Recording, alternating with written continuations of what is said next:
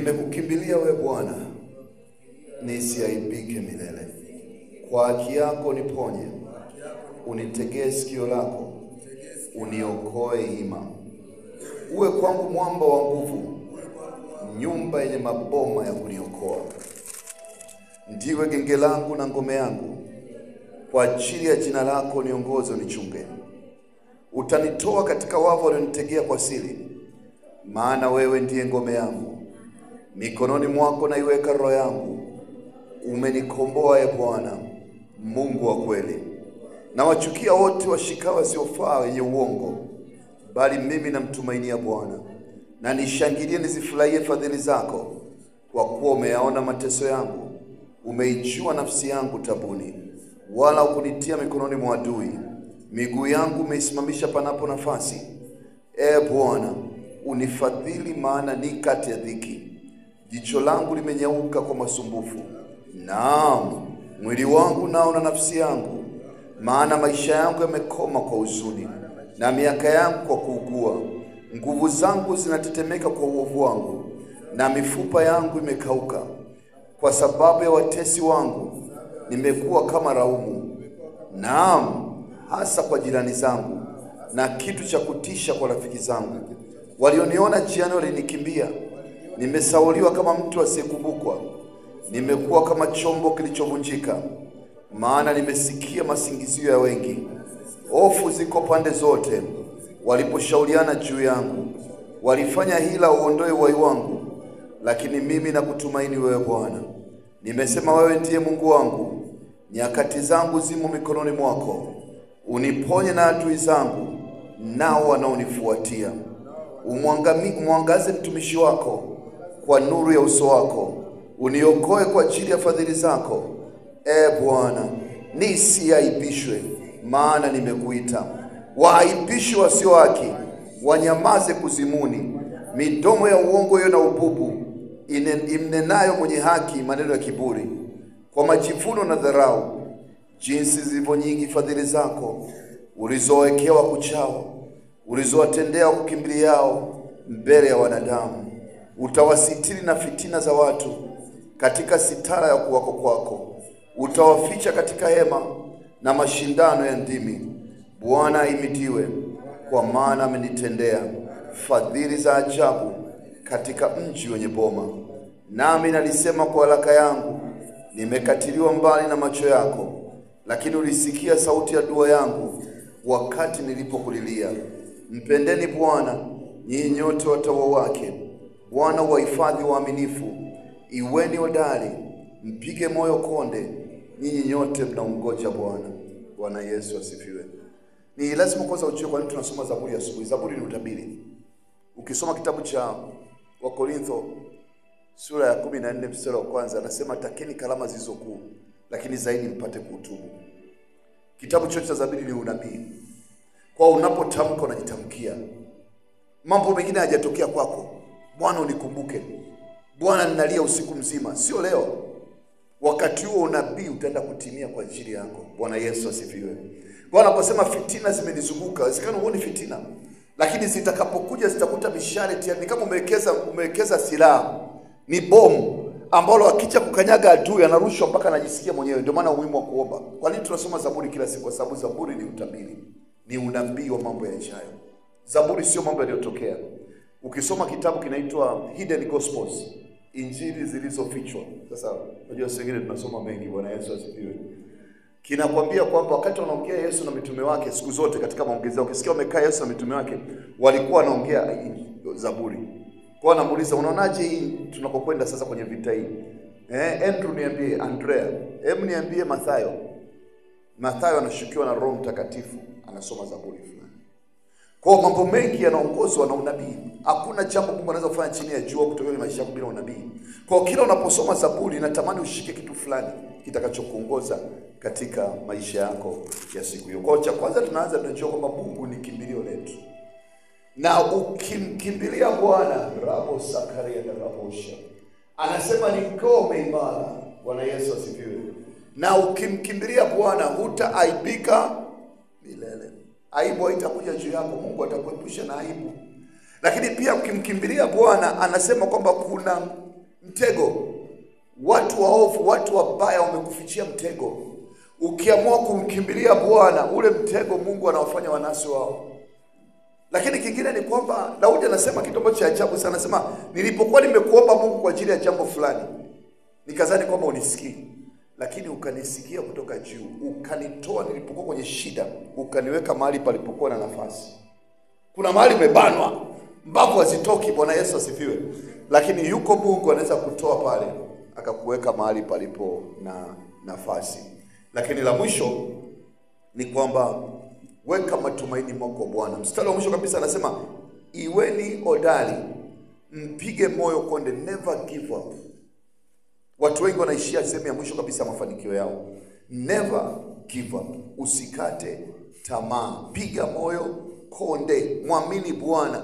Mtegemee Mungu katika mambo yote, kwa maana yeye anaweza na atakutendea mema katika maisha yako. Bwana Yesu asifiwe. Mungu ni muaminifu, hajawahi kushindwa. Kwa wewe unaoinulia sauti yako na mbele za Mungu, asante. Nashukuru kwa ajili ya ulinzi, asante kwa ajili ya ukarimu wako, asante kwa uaminifu wako. Asante maana nimekuja mahali salama katika jina la Yesu. Na sauti yako na mbele za Bwana.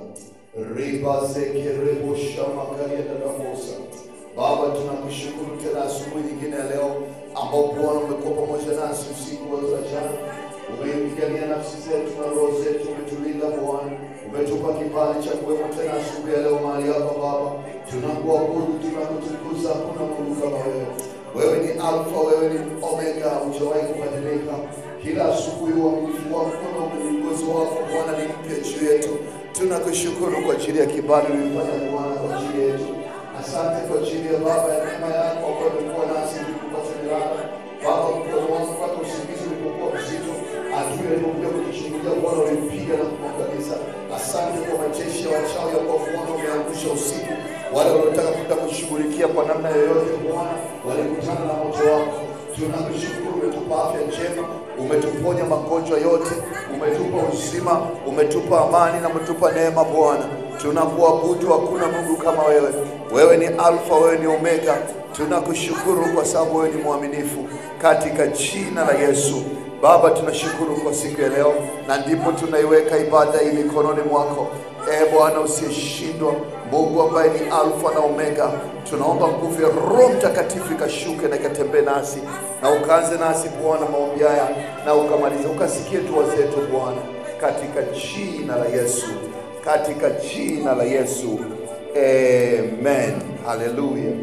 Bwana Yesu Kristo asifiwe. Naomba tuketi. Tuimbe wimbo 103. Kanami ni usiku tena, usiniache gizani Bwana, msaada wako haukomi, isienda kanami, o Baba yangu, usiku Bwana, Baba usiniache sana wako haukomi, ili peke yangu kanami. Amen, amen. Bwana Yesu asifiwe. Asubuhi ya leo somo ambalo linatuongoza kwa ajili ya maombi linaitwa kuharibu minyororo ya uovu. Kuharibu minyororo ya uovu.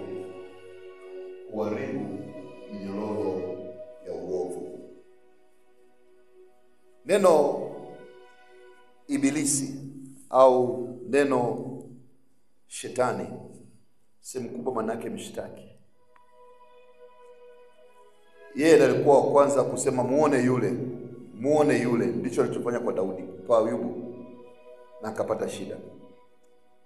Kwa tangu mwanzo yeye ni muongo, yani ni mbea, na kazi yake ni uongo. Sasa kuna aina mbili za minyororo. Leo naongea kuhusu kuharibu minyororo ya uovu. Kuna aina mbili za minyororo. Iko minyororo ambayo unaiona kwa macho. Mtu anakufunga minyororo kama unaona mtu anaingizwa jela. Anapigwa anapigwa minyororo miguuni, anatembea hivi. Bwana Yesu asifiwe. Hawezi kukimbia, hawezi kufanya nini. Hiyo ni minyororo ambayo unaiona kwa macho. Lakini mimi napokuja kwenye ibada hii siongee minyororo ya macho naiona, na niongea minyororo ya roho. Yeye ambaye ni adui muongo, shetani hawezi kumdanganya mtu isipokuwa anatumia njia za uongo. Yeye ni muongo, ni mjanja, anatumia ulaghai. Kwa hiyo ukisoma kitabu cha Yohana 3 sura ya 1 mstari wa 2, anasema mpenzi, naomba ufanikiwe au napenda ufanikiwe katika mambo yote na kuwa na afya yako kama roho yako ifanyavyo nini? Ifanikiwa. Kwa kuna minyororo ya mambo yote. Unashangaa mambo ya kiuchumi yanakwenda. Kuna mtu mmoja jana mambo ya aibu sana. Alikuwa amehangaika kufanya kibarua kwa mwezi mmoja apate mtaji, akafungue benki. Anapigia simu. Alafu amepata ule mtaji, anapanda kwenye basi, watu wakamchukulia shilingi 2,500. Minyororo. Yaani alikuwa anataka kutoka kiuchumi, alafu ghafla akapoteza hiyo hela. Mwingine mchungaji mwenzetu yuko huko maeneo ya Kiteto. Akaambia mchungaji, nimetoka kuhubiri sehemu, nimehubiri Mungu amefungua watu, Mungu akafanya miujiza. Kwa watu wakaamua kunichangia sadaka kwa sababu tunaondoka kwenda kijiji kingine. Wakanipa shilingi 72,000 na nilikuwa nahitaji kwa ajili ya kuweka bati nyumbani kwangu. Na maliza tu ibada pop, nasikia mtoto wangu ameanguka ameumwa na nyoka. Inabidi nipeleke hospitali. Kwa shilingi 70,000 ngapi hospitali? Wanaendea shilingi 6,000. Inaitwa minyororo ya kiuchumi. Unapotaka kwanza kutoka tu kinatokea jambo. Unapotaka kwanza kuchomoka tu kiuchumi, lazima kuna kitu kinatokea, kinakuzuia. Inaitwa minyororo, imekufunga. Hakuna namna. Ndio naongea leo. Lakini kuna minyororo ya afya. Wakati ambapo umepata kibarua kizuri, ghafla unapata ajali mbaya. Unafukuzwa kazi tena huko. Unaanza kufanya kazi fulani na shaka kifua kinatoka wapi? Unaenda hospitali na kwambia bwana hatuoni kitu. Wewe unasikia maumivu, kifua kimejaa maji ndani, ujui. Au tumbo la kuchiza au kichwa kinachouma ambacho hakiponi. Inaitwa minyororo ya magonjwa. Ndio maana katika huduma hii ninakwambia magonjwa sio sehemu yako. Na haiwezekani ukawa naomba asubuhi kwa siku 21 mfululizo ukaendelea kuwa na magonjwa. No. Mungu anatoa majibu. Haiwezekani. Kwa sababu Mungu hakuumba mwanadamu mgonjwa. Wazungu kitu walichokifanya kimoja kikubwa sana walikuwa na ule utawala. Walituambia kwamba hizi mitishamba sijui nini na nini vyote ni dhambi. Lakini wanashindwa kuelewa kwamba chakula unachokula ni dawa. Mboga unakula mezani ni dawa. Maji unayokunywa ni dawa. Acha kunywa maji uone. Acha kula ugali uone kama utakuwa na nguvu. Acha kula mboga uone kama utaenda chooni vizuri. Kwa kuna vitu Mungu ameviweka kuponyaje, anasema nitakuondolea magonjwa. Kuna vyakula unakula vinakusaidia kwa ajili ya afya. Kwa nini? Kwa sababu Mungu anakupa neema ya uponyaji. Magonjwa sio sehemu yako. Mungu atakupa majibu. Ndio maana ukiamua kutokula machungwa kwa muda wa miezi miwili, utashangaa midomo inaanza kupauka. Unasema ni pepo, sio pepo, umeshindwa kula vizuri. Ninaongea kuhusu vifungo. Vifungo ni havionekani kwa macho, lakini adui anafunga afya yako. Sasa kuna nyingine ambazo unavamiwa na mapepo. Haiwezekani ukawa Mkristo kila siku usiku lali kwa sababu unakandamizwa na mabibi. Kwa ukiamka asubuhi umechoka, hakuna unaweza kufanya kwa sababu hamna kinachotokea usiku na lala unakandamizwa. Haiwezekani ukawa Mkristo unalala au wote hata ndoto. Ni tatizo. Usizani kawaida, usidanganye mtu. Hakuna mwanadamu wote ndoto. Ni changamoto. Kwa sababu pia ubongo unahitaji kurelax. Sio tu kwa ajili ya mafunuo, lakini pia akili yako inahitaji utulivu.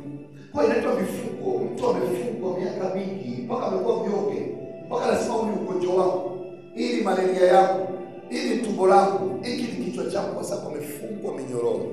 Lakini minyororo ya mwisho ambayo ni mbaya ni minyororo ya kiroho. Unaamka kuomba, unalala usingizi kwenye kitanda kwako. Unaamka kuomba, unashangaa mwili umechoka, lazima unataka kuimba mawe. Wewe eti ndio usiku mzima umelala. Alafu unaamka saa 10 asubuhi, eti una nguvu. Ni mnyororo. Inategemea umelala masaa hayo basi uweze kuamka vizuri. Unataka kulala usingizi saa 3, saa 4, saa 5, unashangaa usingizi unagoma. Unaamua kuendelea kufanya mambo yako, unakaa mpaka saa 8 usiku. Asubuhi unaamka unasinzia. Unaenda kwenye shughuli zako umechoka. Hilo ni pepo. Sio kawaida.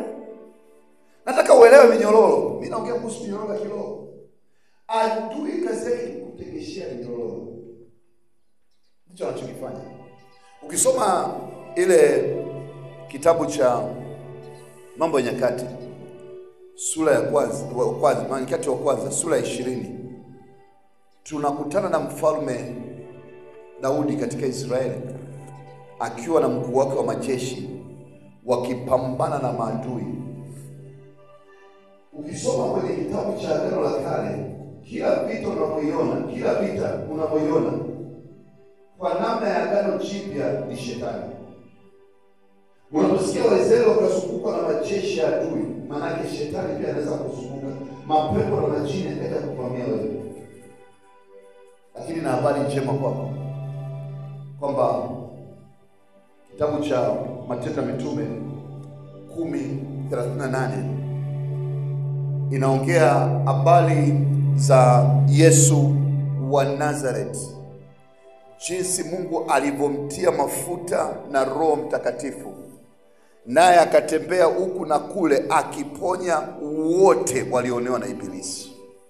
Tunapoenda kwenye maombi ya asubuhi leo, aina yoyote ya minyororo katika maisha yako Mungu anaenda kuifungua katika jina la Yesu. Bwana Yesu asifiwe.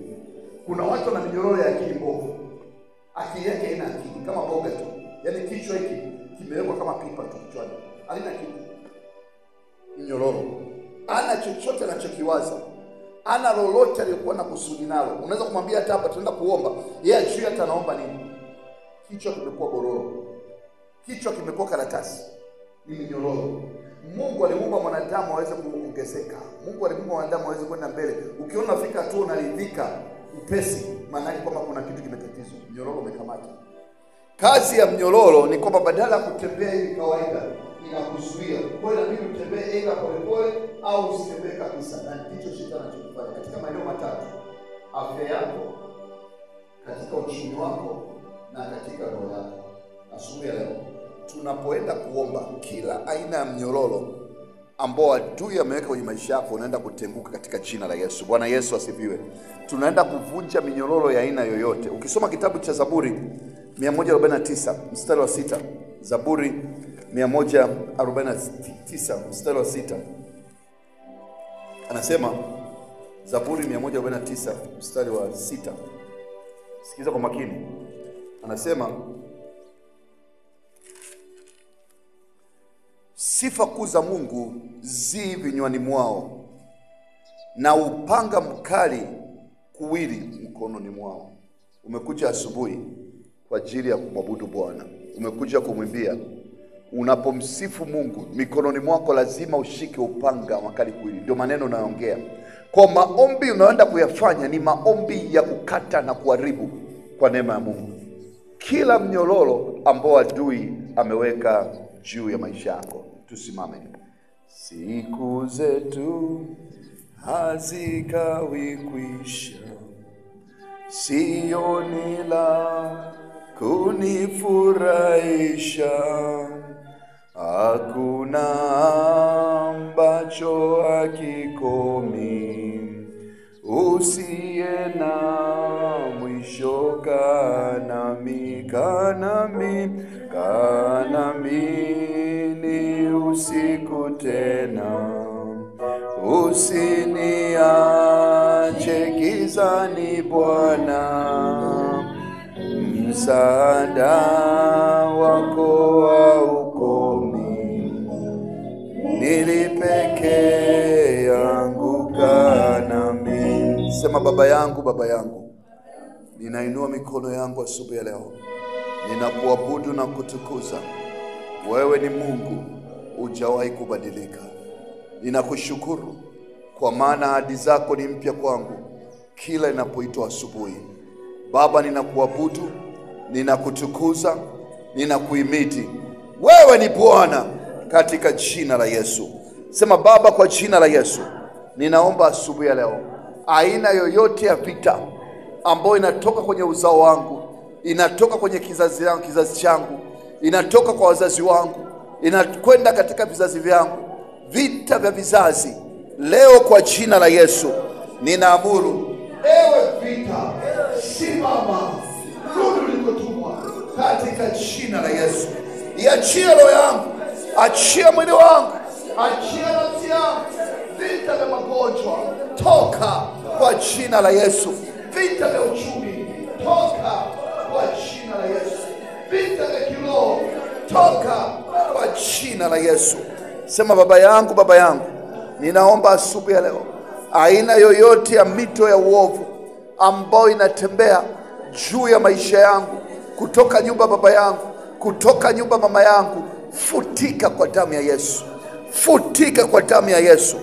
Baba, katika jina la Yesu ninaomba, aina yoyote ya uovu ambao unatoka nyumba baba yangu, ambao unatoka kwenye familia yangu na unanikamata mimi, yawezekana uchumi wa familia yangu umeharibika, yawezekana magonjwa ya familia, yawezekana maradhi ya familia, yawezekana uharibifu wa familia, leo ninakukataa, ninatengua makataba, ninavunja mahusiano katika jina la Yesu. Baba yangu, Baba yangu, ninaomba uovu usikae katika maisha yangu. Aina yote ya uovu ambao umekamata uchumi wangu, ambao umekamata afya yangu, noka, noka kwa jina la Yesu. Baba, katika jina la Yesu naomba asubuhi ya leo, aina yoyote ya uchafu kwenye damu yangu, kwenye akili yangu, kwenye mwili wangu, ewe uchafu ambao umepandwa na adui, ninakuamuru, noka, kufa leo. Ewe minyororo, ninakuamuru, katika, achia roho yangu, achia maisha yangu katika jina la Yesu. Baba, katika jina la Yesu, shika tumbo lako, sema, Baba, katika jina la Yesu ninaomba asubuhi ya leo, mbegu yoyote ya uovu ambayo imepandwa katika mwili wangu, katika jina la Yesu, mbegu yoyote ya uovu ambayo ni minyororo kwa uchumi wangu, ni minyororo kwa afya yangu, ni minyororo kwa hali yangu ya kiroho, kwa mamlaka ya jina la Yesu ninang'oa mbegu, toka, kufa leo. Moto wa Mungu juu yako katika jina la Yesu, katika jina la Yesu, katika jina la Yesu, katika jina la Yesu. Mapando ya adui ndani yangu, noka, noka, noka, noka, noka, noka, noka kwa jina la Yesu, kwa jina la Yesu, kwa jina la Yesu, kwa jina la Yesu, kwa jina la Yesu, kwa jina la Yesu, kwa jina la Yesu, kwa jina la Yesu. Sema, Baba yangu, kwa jina la Yesu ninaomba asubuhi ya leo, Bwana, nikiinua mikono juu, naomba hekima, hekima Bwana, naomba hekima maisha. Baba, ndio ubavu, ndio ujinga, naomba hekima, ili mjinga Bwana, naomba hekima, hekima Bwana, nijue namna gani naishi, nijue namna gani natembea. Hekima mbinguni ikawe juu ya maisha, ikaongoze roho yangu Baba. Naomba roho ya hekima, roho ya hekima, roho ya maarifa ishuke juu ya maisha yangu Baba. Kila aina ya minyororo ya ujinga, aina ya minyororo ya upumbavu, toka leo, vunjika leo Baba. Naomba neema ya hekima, neema ya maarifa, ili nijue Bwana namna gani natembea, namna gani naishi, katika jina la Yesu. Sema, Baba yangu, ninakiri leo kwamba mimi na familia yangu tutakutumikia wewe, hatutasikia sauti za yule mgeni adui, katika jina la Yesu. Ninakiri kwamba sitakauka kiroho, wala sitaishiwa nguvu, Baba, akili yangu itakuwa ni njema, maana wana akili njema au wakuchao wewe au wakutafutao wewe. Naomba na mimi Bwana, shika kichwa chako, naomba akili njema Baba, naomba akili njema. Ondoa ukungu ndani yangu, nipe macho ya kuona, fungua akili yangu, fungua macho yangu, nami nikaone Bwana, katika jina la Yesu. Sema, Baba yangu, Baba yangu, ninakiri kwamba ujinga na upumbavu hautakaa moyoni mwangu, bali akili njema, ufahamu na maarifa itakuwa kwangu Bwana. Ninaomba kuanzia leo, ninakataa kila aina la kusanyiko la wapumbavu.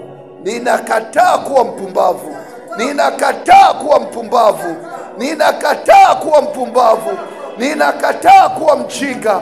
Naomba neema Bwana, nikawe na akili njema, akili ya busara, akili ya maarifa, akili yenye ufahamu mwema, katika jina la Yesu, katika jina la Yesu. Ingia kwenye maombi yako binafsi sasa. Ongea na Mungu wako kile ambacho kimekuleta asubuhi ya leo. Ongea na Mungu wako juu ya maisha yako, ongea kwa juu ya wewe wako, ongea na Mungu wako. Na kisha ombea kanisa, na ombea taifa la Tanzania. Inua sauti yako na mbele za Bwana. Riga baka de rebosa baka ya raboshi. Rika ya rabosa baka ya raboshi. Raka baka ya rabosi baka ya raboshi. Rabosa baka ya raboshi baka ya rabosa. Ika rabosha baka ya rabosa baka ya raboshi. Rika baka ya rabosa baka ya rabosi. Ika ya raboshi baka ya rabosa.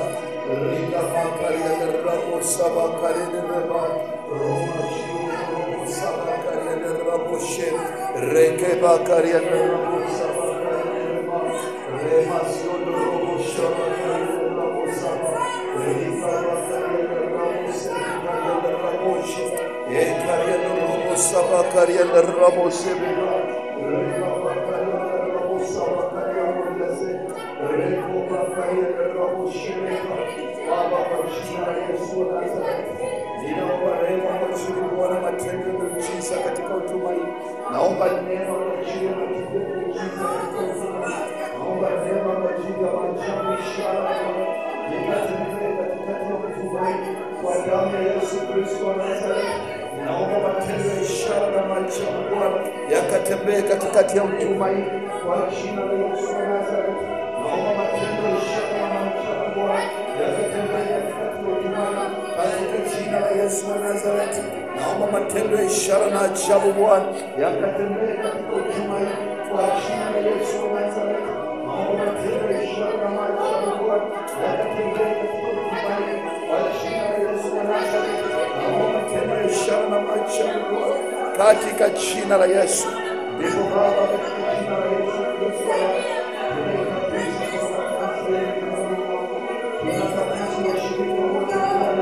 tunaomba neema yako Bwana ikapatikane na kila mshirika. Neema yako Bwana ikapatikane na kila mshirika. Tunaomba utukufu wako ukazidi. Tunaomba baraka zako zipande nao. Tunaomba utukufu wako ukazidi maisha yako. Ukawaponye na kuwabariki katika jina la Yesu.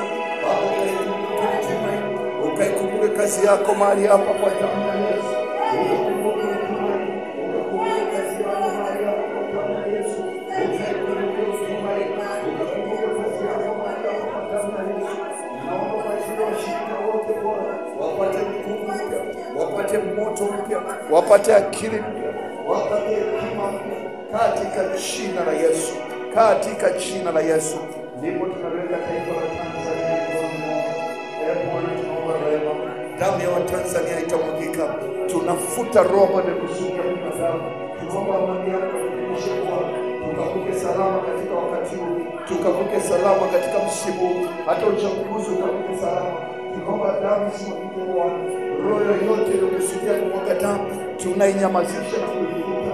Tunaomba msaada Baba utokao juu ya taifa la Tanzania katika jina la Yesu, katika jina la Yesu, katika jina la Yesu.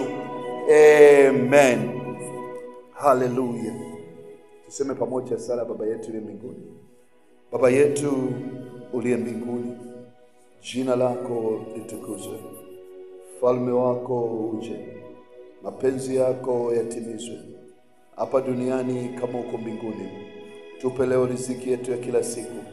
Samehe makosa yetu kama nasi tunavyosamehe waliotukosea. Usitutie katika majaribu, bali utuepushe na yule mwovu. Kwani wako ni ufalme, nguvu, tukufu hata milele. Amen.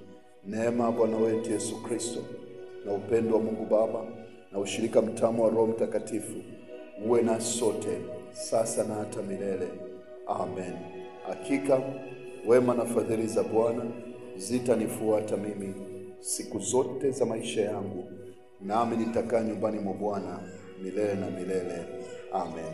Mungu wa mbinguni akubariki sana. Nikutakie siku njema na amani ya Bwana iweze kwenda nawe katika jina la Yesu. Amen.